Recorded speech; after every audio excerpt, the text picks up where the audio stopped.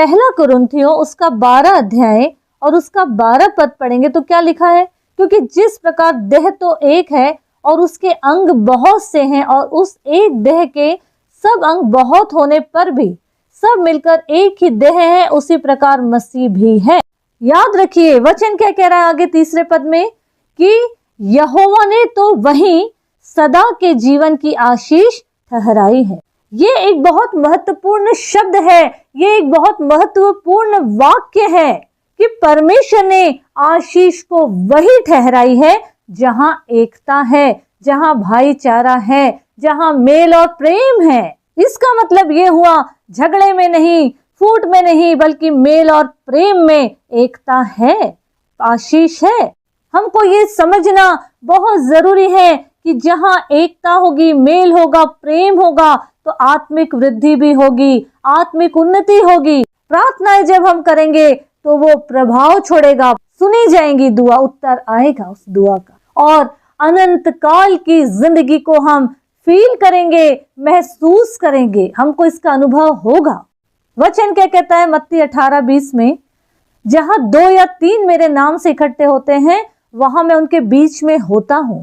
2 या 3 का मतलब ये होता है कि तीनों का मन एक जैसा है, मतलब वो तीनों स्थिर हैं, एक मन एक आत्मा के हैं, इसीलिए वहां प्रभु की उपस्थिति हो गया, वहां प्रभु का सिंहासन लग गया।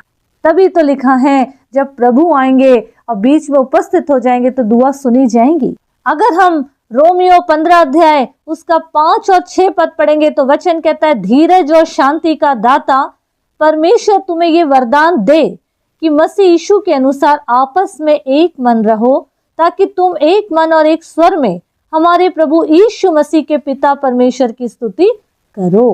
प्रियो, आज परमेश्वर हमसे ये नहीं पूछते कि हम कितने बड़े हैं, कितने पावरफुल हैं, बल्कि वो ये देखते हैं कि हम कितने एक हैं, हमारे अंदर कितना मिलनसार है, कितना भाईचारा है, कितनी एकता है। अगर हम अपने दिल को कठोर करके बैठे हैं तो आइए प्रभु के चरणों में बैठे, पश्चाताप करें, क्षमा करना सीखें, प्रेम में बढ़ें, एक दूसरे को अपने से अच्छा समझें, एक दूसरे का बढ़ चढ़कर आदर करना सीखें, सिर्फ अपना ना सोचें, मेल को, प्रेम को, भाईचारे को, एकता को बनाए रखें, तभी हमारे जीवन में प्रभु की दया बनी रहेगी। यहाँ क्या लिखा है दूसरे पद में कि और हारून के सिर पर जब डाला गया तेल तो उसकी दाढ़ी पर से बहकर उसके वस्त्र की छोर तक पहुंच गया, बहने लगा।